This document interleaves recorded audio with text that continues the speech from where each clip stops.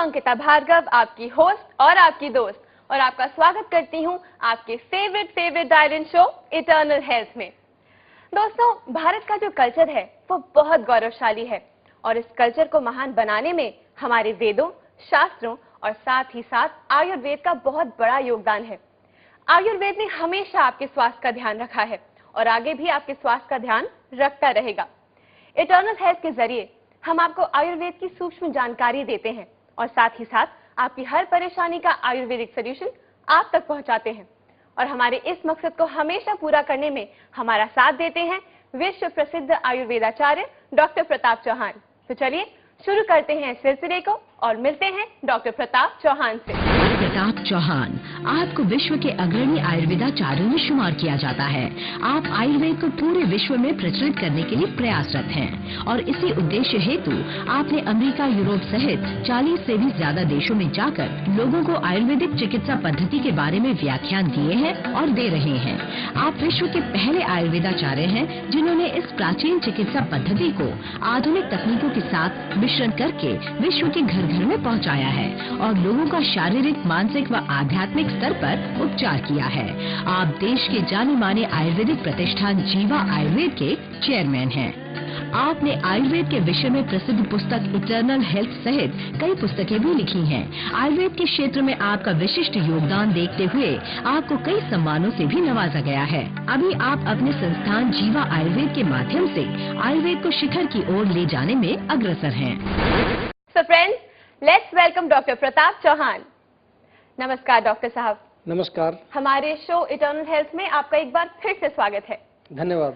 Doctor साहब, आज का जो टॉपिक है जी, वो मेरे लिए भी सस्पेंस है जी, क्योंकि इसका जवाब आपके पास है, पर यहाँ पे दर्शकों को हमारा नंबर दे देते हैं। जी दर्शकों, हमारा नंबर है 012940888152। आज का क्या टॉपिक है ये तो डॉक्टर साहब हमें बताएंगे, लेकिन आपको कोई भी सवाल पूछना है, कोई भी परेशानी है और आप चाहते हैं आयुर्वेदिक सॉल्यूशन, तो अभी के अभी फोन उठाइए और कीजिए हमें फोन।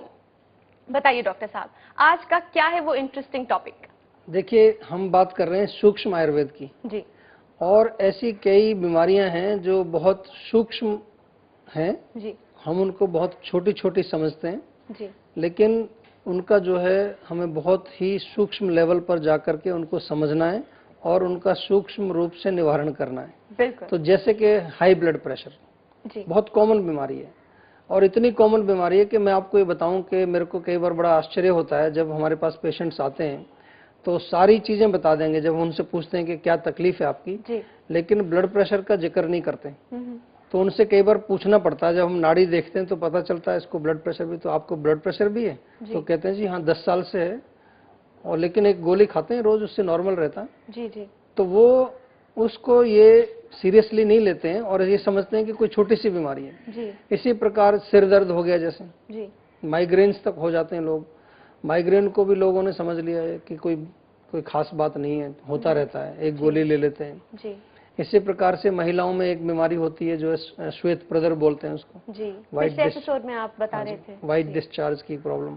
वो कई महिला सोचती है कॉमन है, कोई प्रॉब्लम नहीं, वो भी नहीं बताती हैं इसके बारे में। लेकिन हमारे यहाँ आयुर्वेद में ये सारी बीमारियां जो हैं किसी न किसी सूक्ष्म चीज से जुड़ी हुई हैं और इनको ठीक करना बहुत आवश्यक है, क्योंकि अगर इनको ठीक नहीं किया जाएगा तो फिर यही सूक्ष्म बीमारियां जो हैं वो एक बड़ा रूप ले लेती हैं। जी। तो आज हम जिक्र करेंगे इसी तरह की छोटी छोटी बीमारियों की, जैसे कि हाई ब्लड प्रेशर, कोलेस्ट्रॉल एक बड़ी कॉमन सी प्रॉब्लम होगी। जी। जी। यहाँ तक कि आज तक मैं देखता हूँ आजकल डायबिटीज को भी लोग बड़े इस तरह से लेते हैं। डायबिटीज तो बहुत बड़ी बीमारी है, उससे हार्ट खराब हो सकता है, आंखें खराब हो सकती हैं, किडनी खराब हो सकती हैं और न जाने कितने कॉम्प्लिकेशंस होते हैं।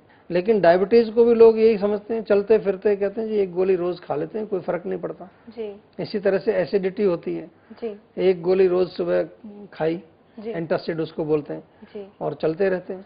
तो यही हमारा आज विषय रहेगा, इसी के बारे में हम विशेष तौर पर आज चर्चा करने वाले हैं। तो डॉक्टर साहब, फिर हम शुरुआत करते हैं बीपी से। बिल्कुल। ब्लड प्रेशर की शिकायत जी। क्यों होता है कि कुछ लोग में बीपी नॉर्मल होता है और कुछ लोगों में लो और कुछ लोगों में हाई? देखिए, ब्लड प्रेशर हमारे यहाँ आयुर्वेद में जब हम इसको देखते हैं तो ऐसा नहीं है कि कोई ये एक इंडिपेंडेंट कोई बीमारी है, इसका विस्तृत वर्णन इंडिपेंडेंटली नहीं किया गया है। डॉक्टर साहब, इससे पहले कि हम आगे बात करें, हमारा फर्स्ट फोन कॉल ले लेते हैं। Hello hello hello. नमस्कार, आपका स्वागत है इटर्नल हेल्थ में। आपका नाम और आप कहां से बात कर रही हैं? मैं सुधा रस्तोगी बोल रही हूँ मणिपाल से। तो मैं बताइए आपकी क्या परेशानी है? मैं डॉक्टर साहब का शो देख रही थी और मैं रेगुलर उनकी व्यूअर हूँ और मुझे बहुत अच्छा लगता है ये शो जी। मेरी डॉक्टर साहब एक परेशानी है कि मेरे को ब्लड प्रेशर बहुत ज्यादा रहता है जी। दवाइयाँ मैं कॉन्टिन्यूसली ले रही हूँ जी, लेकिन वो नॉर्मल रेंज में आ नहीं पाता है कभी भी। दवाइयों से भी नॉर्मल नहीं होता है? नहीं, दवाइयों से भी नॉर्मल नहीं हो रहा है। वो कॉन्टिन्यूसली उनकी डोज जो है धीरे धीरे फिर वही बढ़ाते जाते हैं और साथ ही मैं जानती हूँ मेरा वजन भी कुछ ज्यादा है और लिपिड प्रोफाइल भी ठीक नहीं रहता है। बस तो कोलेस्ट्रॉल मेरा बढ़ा हुआ है। अभी देखिए और कारण आपको मिल गया, फिर स्ट्रेस भी स्ट्रेस हो ज्यादा गया, रहता है। कोलेस्ट्रॉल हो गया, ओबेसिटी हो गई। हाँ तो जी। इनको जब आप ठीक करेंगे, और इसमें भी जब आप ये बता रहे हैं तो इसमें मुख्य रूप से मैं तो कोलेस्ट्रॉल को ही मानूंगा, क्योंकि कोलेस्ट्रॉल या आम इसको हम बोलते हैं, उसी से आपका वजन बढ़ा है, उसी से आपको ब्लड प्रेशर है। तो आम पचाने के लिए आपको एक नुस्खा मैं बताता हूँ, वो आप, और ये ब्लड प्रेशर में भी काम करेगा, मोटापे में भी काम करेगा। अच्छा जी। प्याज का रस ले लीजिए, 1 चम्मच ताजा प्याज का रस। हाँ जी। और उसमें कोई जो है आधा चम्मच लहसुन का भी थोड़ा सा पीस करके मिला दिए रस।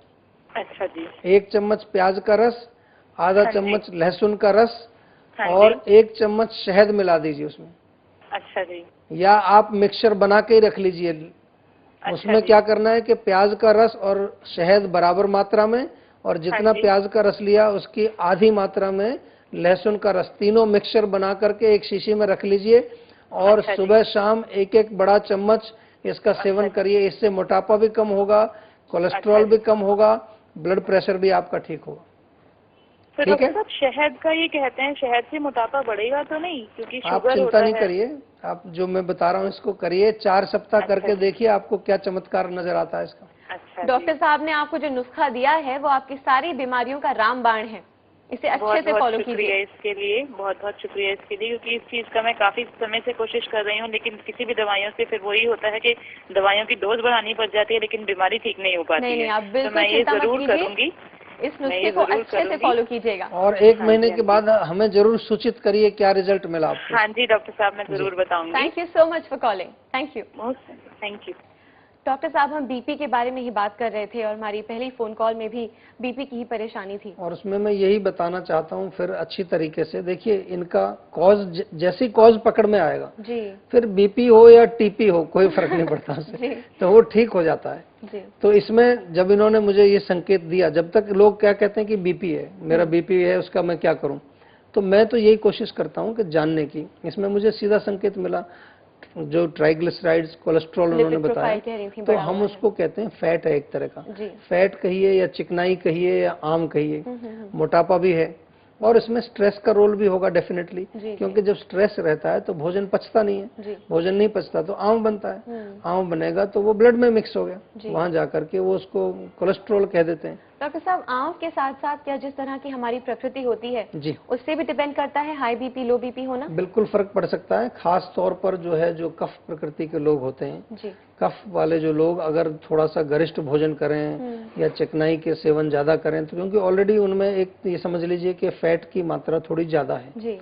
क्योंकि उनका शरीर थोड़ा भारी होता है, जी। और कफ जो है ब्लॉकेज की टेंडेंसी कफ में होती है, जी। क्योंकि बहुत स्लो होता है। तो अगर हम इस तरह के भोजन करेंगे जो काफी ज्यादा उसमें चिकनाई है, डीप फ्राइड है, या फिर हम एक्सरसाइज नहीं करेंगे, कफ प्रकृति के होते हुए, जी। जी। कफ वाले लोग थोड़े सेडेंटरी होते हैं, जी। उनको एक्सरसाइज करने के लिए पुश करना पड़ता है, बहुत उनको जो है इंस्पायर करना पड़ता है। अगर वो एक्सरसाइज नहीं करेंगे तो फिर डेफिनेटली उनको ब्लड प्रेशर हो जाएगा, क्योंकि डायरेक्टली वो हमारी जो जितनी भी जो ब्लड सर्कुलेशन है उसमें जाकर के कफ का दबाव पड़ेगा, या आम बनेगा तो आम का दबाव पड़ेगा। डॉक्टर साहब, बीपी के बारे में आगे चर्चा करेंगे और साथ ही में बात करेंगे कोलेस्ट्रॉल के बारे में भी। जी। यहाँ लेते हैं एक छोटा सा ब्रेक। जी। दोस्तों, हमारा नंबर आई एम श्योर आपको याद है, पर एक बार फिर से लिख लीजिए, 01294088-152। आज हम बात कर रहे हैं बीपी के बारे में और भी कुछ छोटी मोटी बीमारियां जो हैं छोटी पर परेशानियां बड़ी बड़ी लाती हैं। ब्रेक के बाद मिलते हैं और ब्रेक के दौरान प्लीज हमें फोन कीजिए। आई सी यू आफ्टर अ ब्रेक।